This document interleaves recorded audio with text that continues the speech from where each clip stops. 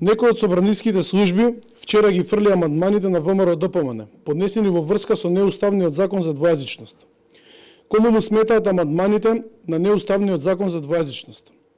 Дали ова е организиран акт и колкумина се вклучени во овој срамен недемократски чин? Кој ја дал наредбата? Дали со фрлањето на амандманите некој сакал да испрати порака дека е залуден секаков обид за аргументирана дискусија и правно побивање на неуставни закони? Дали некој сакал да испрати порака дека со доаѓањето на власт на Заев демократијата заврши во контењер и се ќе си биде како што ќе одлучи СДСМ? Колку и да се штетни нивните одлуки за државата и народот. Истрагата за овој срамен недемократски чин мора да започне. Истрага мора да има, а одговорните мора да бидат откриени и санкционирани. Не смее некому да му се дозволи да ја понижува демократијата на овој начин. Ваквите постапки нема да го спречат ВМРО ДПМН и понатаму да стои во одбрана на законите и уставот на државата. Законот за двојазичност, кој СДСМ насилно го носи, е спротивен на уставот на Република Македонија. Овој закон ја уназадува употребата на македонскиот јазик како кохезивно средство за комуникација на сите заедници во земјата. А неговото вештачко наметнување носи сериозни финансиски импликации.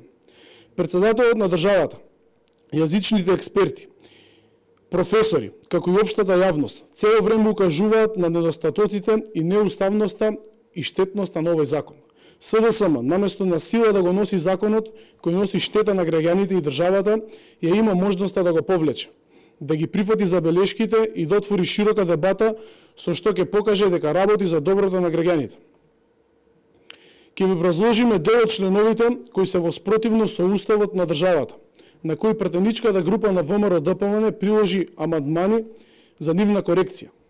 Во членот 9 од законот се вели дека во судските, управните, извршните постапки, постапка за извршување на санкции, предистражни и истражни постапки, кривични и прекршочни постапки, парнични и вонпарнични постапки, како и други постапки пред судовите, јавните обвинителства, како и сите други органи, тела и институции, се применува македонскиот јазик и неговото кирилско писмо, како јазикот што го зборуваат најмалку 20% од граѓаните и неговото писмо. Тоа не е во согласност со членот 8, став 1, алинеја 3 од Уставот, според кој владењето на правото е темелна вредност на уставниот поредок во Република Македонија, а во правото постојат само јасни и недвосмислени норми за логично правно функционална целина. Ваквата одредба води кон правна несигурност и граѓаните и правните лица во земјата.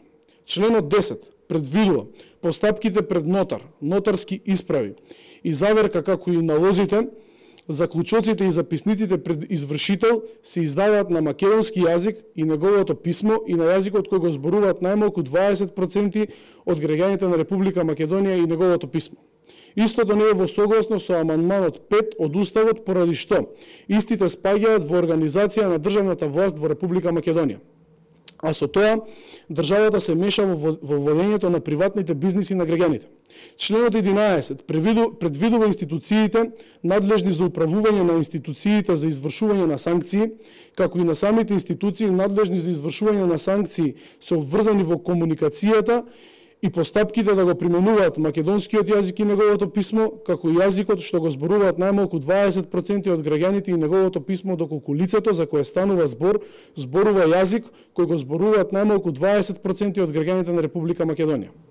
Одредбата исто така води кон правна несигурност на граѓаните и правните лица и е во спротивност од членот 8, став 1, алинеја 3 од Уставот, каде што стои дека владењето на правото е темелна вредност на правниот поредок, каде екзистираат само прецизни и недвосмислени норми со кои се определуваат правно функционални целини. ВМРО ДПМН поддржува напредување на правата на заедниците во Македонија, но доколку тоа е во согласност со Уставот на државата. Ваквиот закон нема да го унапреди животот на граѓаните, овој закон води јасно кон нови поделби. ВМРО ДПМН се залага и се бори за интегрирано и просперитетно општество во кое што ќе се почитуваат Уставот и законите и кое носи еднакви можности за сите граѓани на Република Македонија. Благодарам.